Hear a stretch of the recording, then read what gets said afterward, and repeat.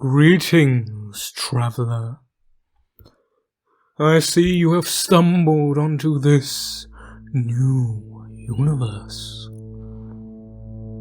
I can see the curiosity dripping from your face, the yearning for knowledge. I will gladly reveal this to you, but I must warn you, traveler. This universe is unlike any you have ever seen. And once you learn of this galaxy of ours, well, you may very wish to unlearn it as soon as you can. But then again, that is your decision to make. So allow me to tell you the tale of this universe of ours. In this great universe, there are 3 hands clawing for this galaxy. The hand of the alien, the hand of the corrupted, and the hand of the desperate. We will first start with the Xenos, alien as you may know them, those races other than humanity, which claim lordship, devouration, extermination, whatever they wish over this very universe. We will start with the proudest, and those which caused the fall of not only their own civilization, but humanity as well.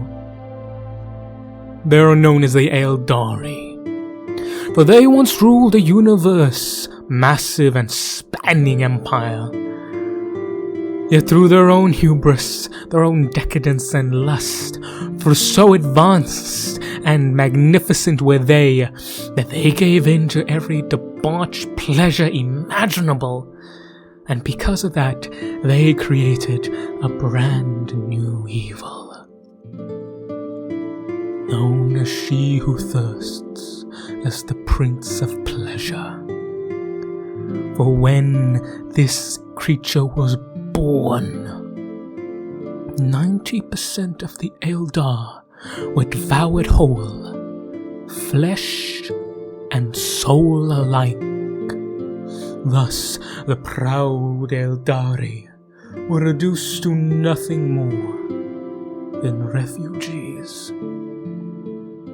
There are those who try, desperate in vain, to escape the grasp of She Who Thirsts. These are known as the Asriani, or the Craftworld Eldar, so called because they live on massive continent-sized colony ships in an attempt to revive their dying race. Then there are those who believe that technology is what caused their fall. Thus they abandon all forms of mechanics and science and embrace an agricultural civilization. These are known as the Exodites, and they are found on lush, verdant worlds. Then there are the Corsairs. To some, they are marauding pirates and nothing more. To some, they are brave adventurers claiming the legacy of starfaring. They are found in massive flotillas of small attack craft across this world. Then there are those who believe that they are lost. Or perhaps so debauched and debased are they that they simply don't care if there is an evil clawing at their souls. These are known as the Rajukari, the Dark Eldar. for they are truly one of the most evil things in this galaxy. And when you learn of the true horrors that this world has, it will make your skin crawl and your blood writhe. Here and now, the Drukhari from the hidden city of Kamara launch forth and claim slaves in raids, and what fate holds to these slaves, I dare not say, but know this: the Drukhari live off the pain and suffering of others. Pray that you never meet them. Not yet are we finished with those who would serve Cain, for there are still 2 more. For when the great Eldari were devoured, their pantheon was not spared. There was, however, a few who escaped. One of them was known as Segoroth, the Laughing God, and upon him and his followers, known as the Harlequins, do they serve his will. For none truly know what Segoroth's aims are. But one thing is for certain: he and the Harlequins guard the Black Library, the largest deposit of knowledge in this galaxy. As to what they would do with it, none can say. Now we have the Ynari, the youngest, the servants of Ynid, for under the Yin Khan and Yvrain, they believe to resurrect the god of the death, or to create the god of the death. None truly know the secretive nature of Eldari witchcraft. But one thing is for certain: Eldar from all facets, Craftworld, Drukhari, Harlequins, have joined the growing banner in an attempt that their god of the dead can fight, she who thirsts for the souls of all Eldari. What will this amount to? I cannot say, but all wait with bated breath to see the final fate of the children of the Old Ones. Speaking of the Old Ones, if the Eldar are the slim blade in which to strike down their foe, then we come to the mighty Warhammer to break the foe into a bloody pulp. For now we speak of the ORKS, massive monstrosities of hulking flesh and muscle are they, for they are the happiest race. Why are they the happiest, you may ask? Why, in this grim, horrid world, are they the most pleased? Simple. 'Cause they love a good fight, they do. They love a good scrap, them orcs, boys. And in this world, there's plenty of war to be had. For the orcs were created by the Old Ones for one purpose: to fight, and in fighting do they love, for by their very nature do they sustentate their very soul, their very flesh, with simply fighting one another.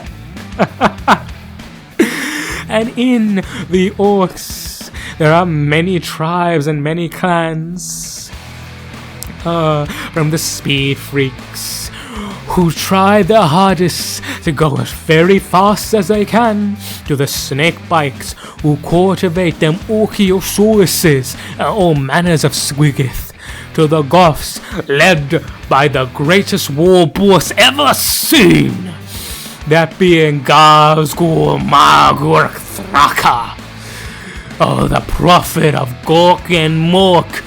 Gork and Mork, the twin gods of destruction. One is brutal and cunning, the other cunning, brutal. For the orcs don't care if the world ends, so long as they get a good crumpin'.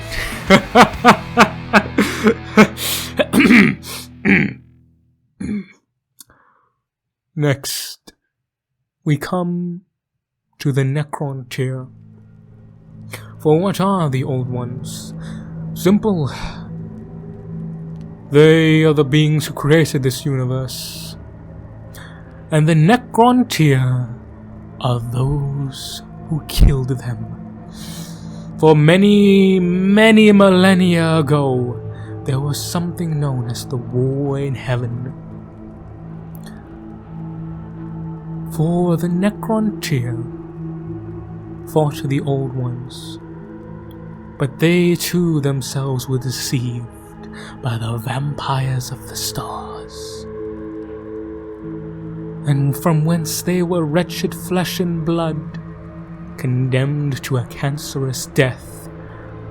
Now they are undead, undying, mechanical horrors, a silver tide of cleansing extermination to destroy all that which is impure.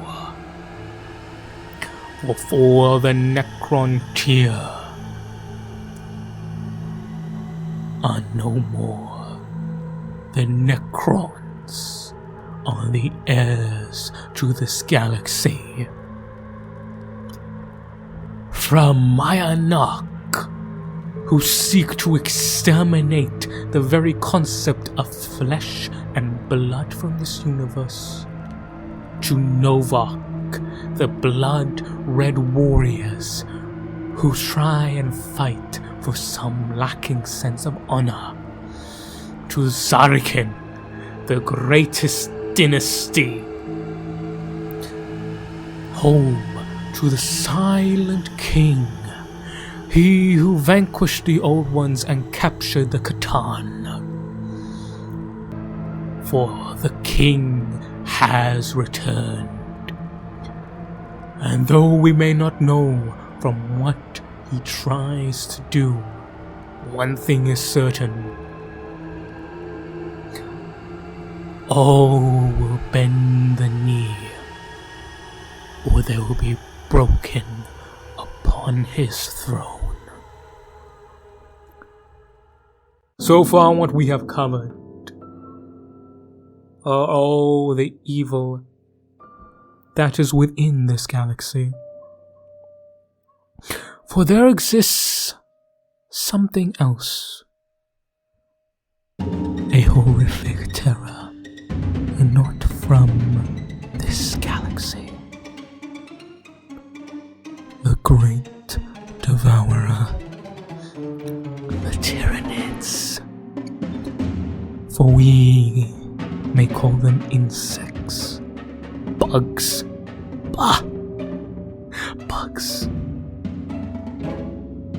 Tell me, traveler, have you ever seen bugs drink oceans dry, turn verdant paradise worlds into dust balls that can't even sustain a sky anymore?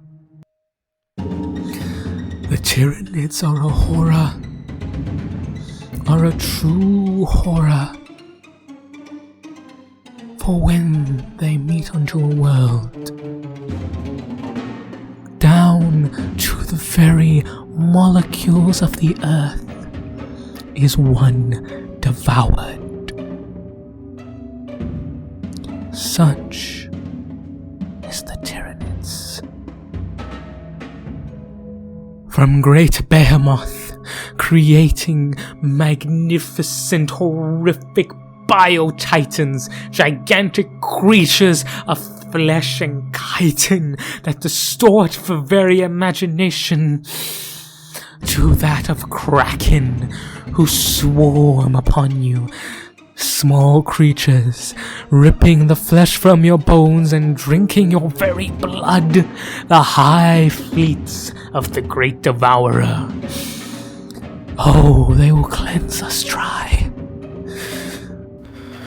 for the four-armed emperor cometh, and soon the cults will be reunited with the one true gods.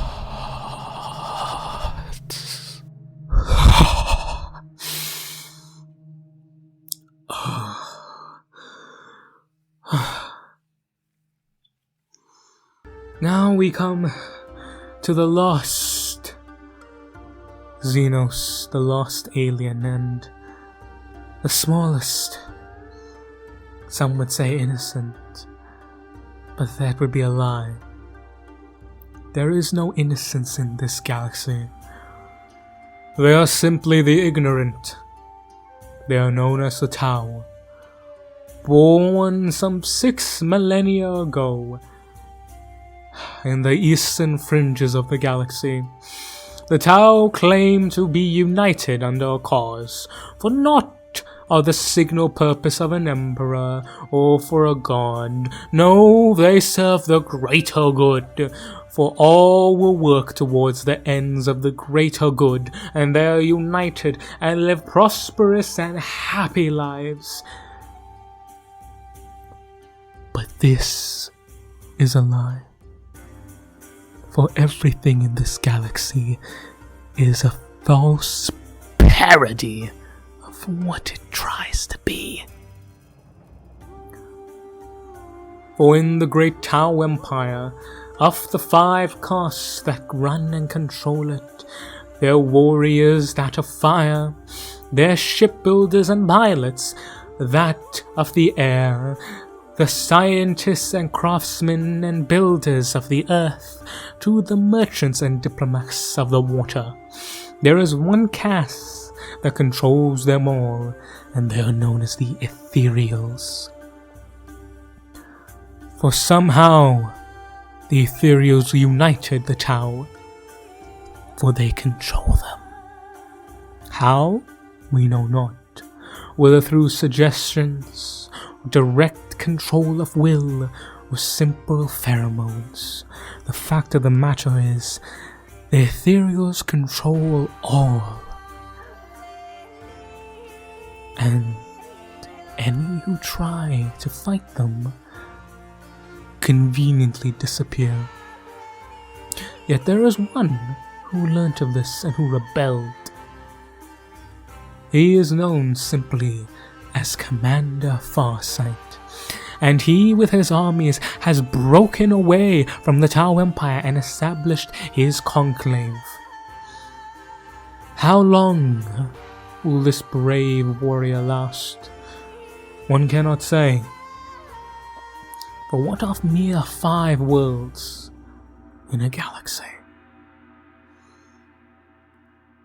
Yes, yes, I hear you say, oh, aliens and Xenos, we know of them. I've seen many in my travels, just as horrific as you may say. And to that I say, in this world, it is a true horror. You ask about humanity. But before we can talk about humanity, we must first talk about the corrupted, the pale parody of humanity. For in this world, in this galaxy, there is evil. Not the evil of petty morality, of politics, or of ideologies. This is the evil that steals your soul. For many time ago, half of humanity was lost to the chaotic influences of the Dark Gods. Hush when you speak of these, for there are those who would have your head simply for knowing their names. For when the Prince of Pleasure was born, a rent in the whole of the very galaxy was created. This is known as the Eye of Terror, and from that the horrors of hell pour into this world. For you may have seen hell before, but tell me, have you seen 4 different hells run by 4 different devils? For here you can only hear the malignant laughter of those who plan chaos. We know of she who thirsts, Slaanesh, the Prince of Pleasure, the youngest of the gods, for she is the goddess of excess, he is the god of pleasure. For when Slaanesh stretches out his hand, he does not want anything. Oh, he wants everything. For when he unleashes his keepers of secrets, oh, how they take your very soul. The feeling of warmth upon thy skin, oh, the feeling of a lover's embrace, the taste of every delectable morsel. Everything is experienced at the same time, for that is what Slaanesh is. Oh, that is what it feels. Oh.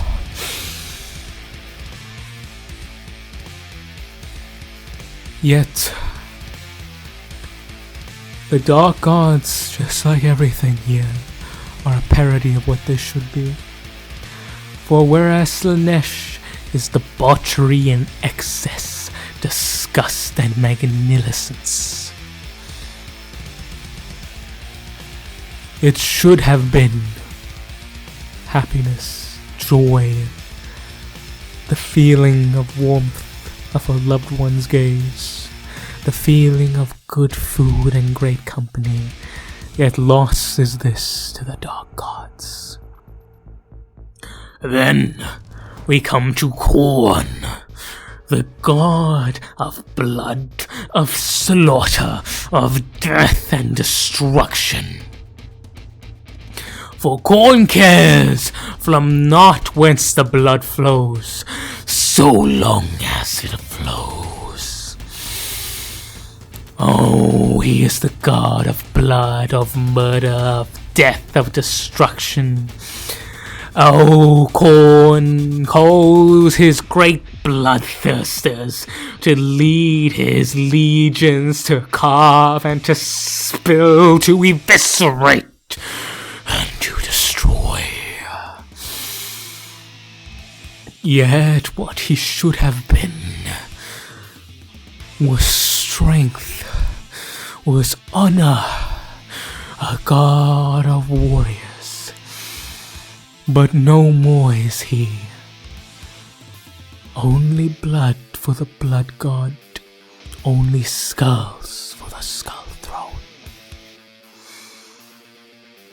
Then we come to Tzeentch, the god of knowledge, of change, of tricks, of doubt, of curiosity. For he sends his lords of change ever to search for knowledge. For what is Tzeentch? Not even Tzeentch knows that. For what is a question? What is a question but an answer within a question to another answer? Oh, the while that answer is searching for a question Then again another will be created. A question for an answer, and an answer upon the question. Tzeentch knows not what he does, but he has plans within plans to lead with outcomes within outcomes. Oh, in the end, Tzeentch's plan will bear fruit. For in the chaotic, false understandings of Tzeentch, there used to be knowledge. There used to be progression, the march of time in an attempt to understand oneself. Yet all are lost in the pursuit of ever-ceasing knowledge. Then we come to the Grandfather, the Lord of Plagues. Oh, the god of deceit and rotting, infecting carcasses. He, oh Lord of disease, Nurgle, the Plague Father. For in him are plague and fetching rot of disease and entropy. For when he comes to you, it will be too late, don't you know? For only once your skin has peeled back, your blood runs liquid green with pus, and your organs rot from the inside. Only then will you hear the tolling bells of the great unclean one.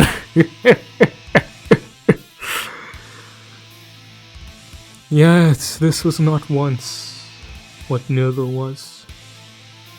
Acceptance, happiness, satiation, health. All these were once Nurgle, but no longer. Now, give in to the Plague Father, and he will reward you with his gifts, for Nurgle loves all.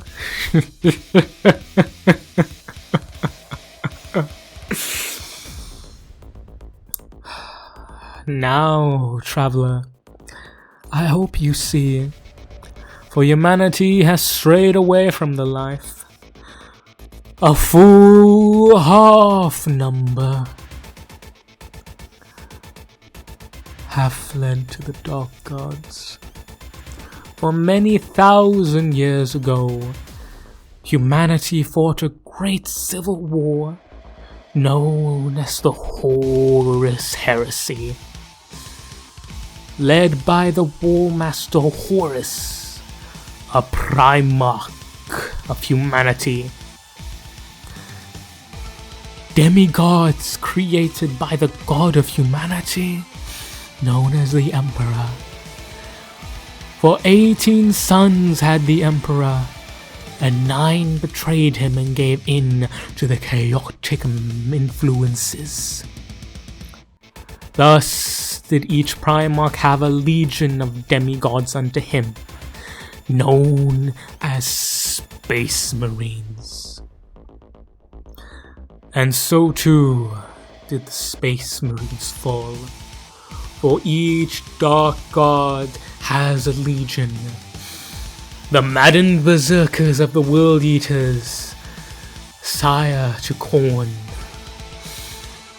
Unto the Plague God, those of the Death Lord. Oh, the 14th Legion Death God. They serve Nurgle, the sorceress malefics of the 1,000 Suns pledge their souls to Tzeentch. In their search of perfection, the Emperor's children given themselves unto Slaanesh. There are many more who attempt to strike at the Imperium. For as I said before, the corrupted of chaos are a mere parody of their brethren. The Mechanicum, creators of technology, vile men who fuse flesh with metal and demon with metal to create all manners of horrid evil. Their two servants of them are the Chaos Knights and Titans, giant mech engines of war capable of destroying entire continents with them. And then we come to the traitorous God. Mere humans who pick up bayonet and rifle and in an attempt to please their dark masters send forth in thousands upon thousands of trillions of trolls to die for their dark gods. For that is what chaos is, debauched and debased parodies of humanity. I hear you say, yes, we have fallen where I come from too. Humanity has had many a civil war. But now tell me what I am here for. Tell me for humanity. Tell me about the great, the light that is this Imperium, I hear.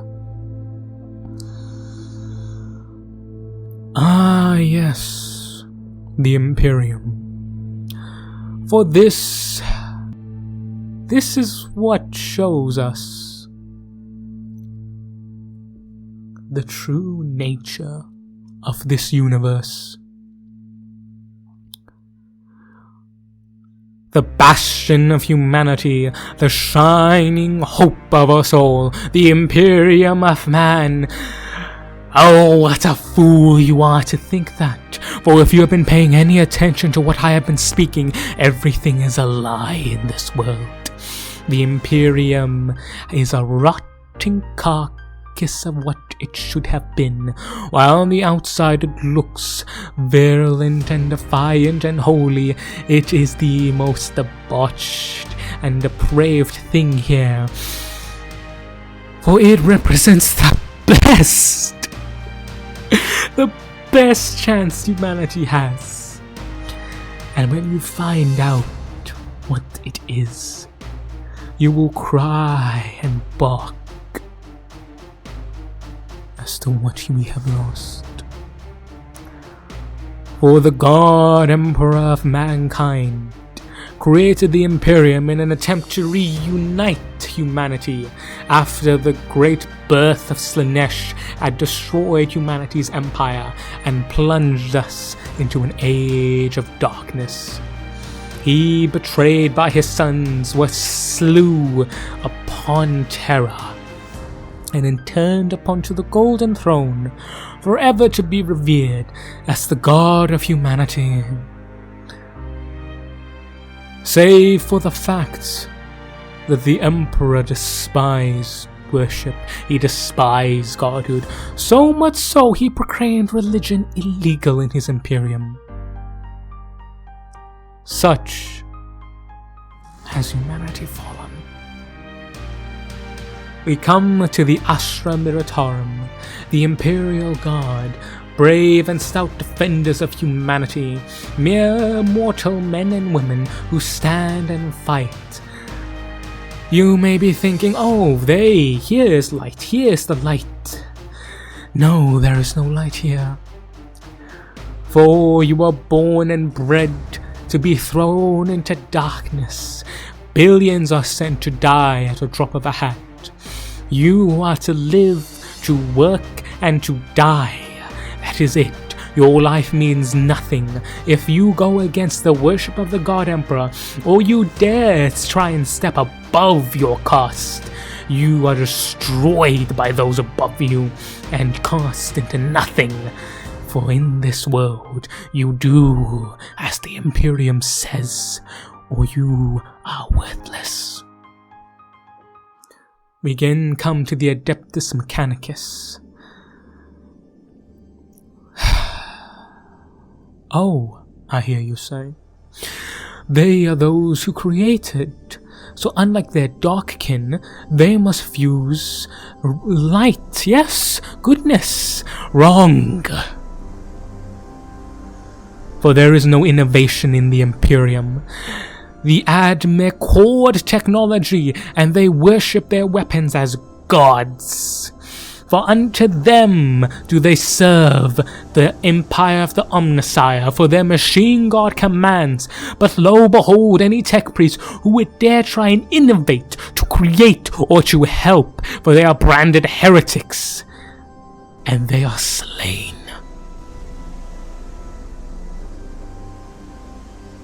Thus we see that despite it all, humanity does not improve.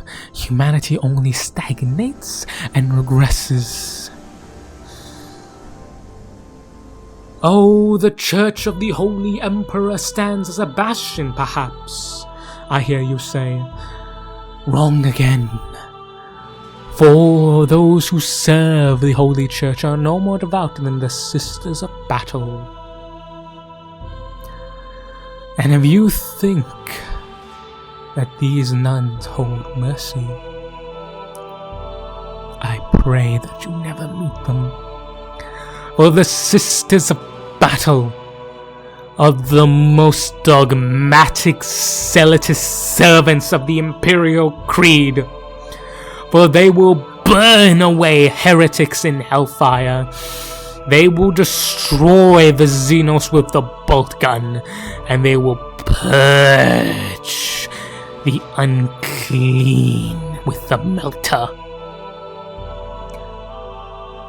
They are the iron hand of the Church.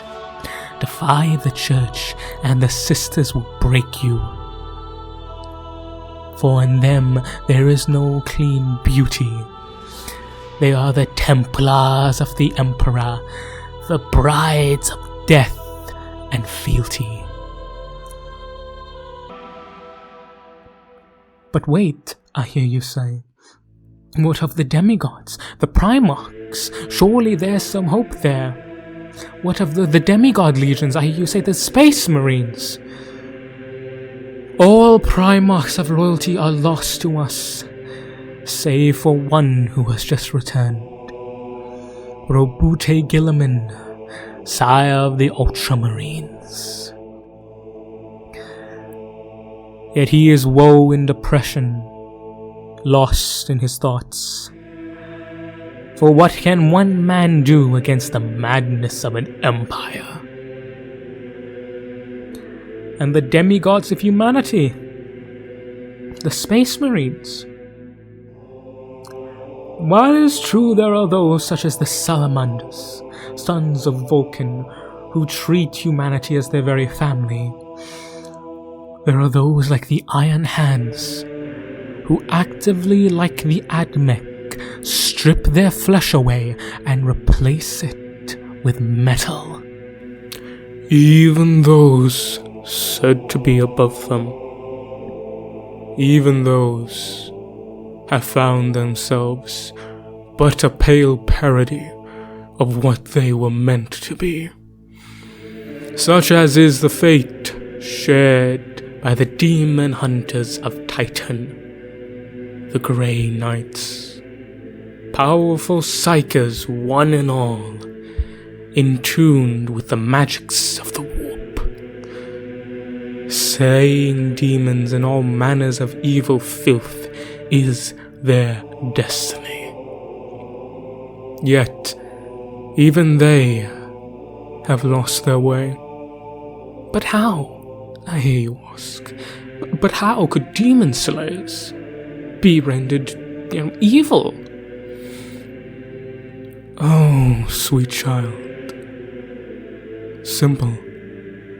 In an attempt to destroy evil, one risks becoming the very evil that you sought to destroy. such as these servants of the Inquisition become. For when a world is assaulted by daemons, the Grey Knights descend and slaughter them to a single entity, moments before butchering the entire populace. For none can know of the Grey Knights, for they are the most secretive weapon that the Inquisition possesses. Thus, too do their brothers in the DeathWatch mirror their fate. For just as the Grey Knights are slayers of daemons, the DeathWatch are those who hunt the Xeno in every form. Drawn from each and every chapter, a battle brother is called upon to serve as a killer of the alien, trained in forms of combat against every type of Xeno imaginable. It is their aim to understand the alien only as much as it is to slay it. The Inquisition, some of you say. But there are only two responses to the utterance of that name: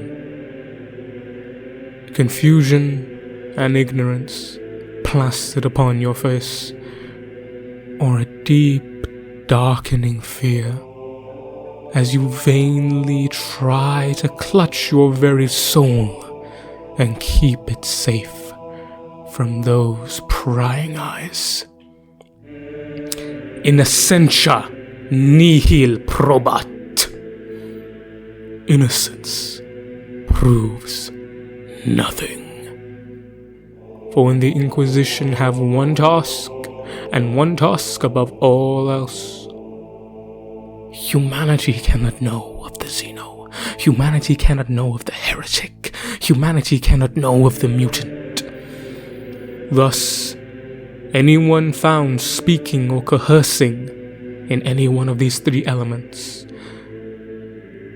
are thus summarily executed and destroyed. No trace of them is left. For in the Imperium of Man, ignorance breeds obedience, and obedience is life. Thus do the Ordos of the Inquisition wave their hand, completely and utterly invulnerable to any reprisal from inside the Imperium, save for those of the Adeptus Astartes. With such powered armored might has much to say against a haughty Inquisitor. Yet there is one hope, but even that hope has been lost in the 10,000 years. There are those known as the 10,000, the immortal, the bodyguards of the Emperor himself, gene-wrought super soldiers, only second to the great Primarchs themselves. These are known as the Adeptus Custodes, the custodian guard, the wardens of the Emperor. For they were created unlike their Primaris and firstborn counterparts, in that they were taught how to love, to appreciate the finer details of life, to art and sculpt and paint, to sing, to discourse. They were created to be the truest apex form of humanity. For the Custodes are not the only guards of the Emperor. They are joined in that honor by the Silent Sisterhood, the Sisters of Silence. Anathema blanks. For every person in this universe has a presence in the warp, a soul, if you would. Yet these daughters of the void are said to possess no such thing. Thus, whenever a psyker, a magician of the warp, encounters a silent sister. He is rendered inert, useless, clawing at his very face in an attempt to pry open his brain just that he may be rid of their presence. Thus, do the Silent Sisters combat any and all psychana or demonic entities that would dare challenge the throne of the God Emperor. Yet, like all things in the 10,000 years, this hope has slowly been dying. For after the Emperor fell, such shame enveloped them that their gold was replaced with black cloaks. Thus they stayed in the Imperial Palace, not interacting with the outside for a full 10,000 years. Thus have they grown distant, cynical, cold. Yet, with the return of the Primarch Robute Gilliman, they have once again entered this galaxy, and all one can do is pray in a vain hope that they may return even a shred of humanity back to this Imperium. For here's the true tragedy of humanity. To be a demigod known as a Space Marine, the greatest warriors of humanity, you lose your humanity. You have no desire for love. You have no desire for the fine things of humanity. You have no desire for the enjoyment. You are simply a warrior of the Emperor. You are his angel of death. You deliver death and destruction until you die. And that is the true horror of this universe, traveler.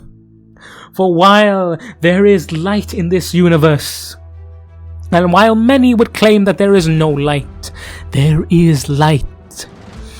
But for where you may come from, the light is great and the darkness less. Here, the light is dying.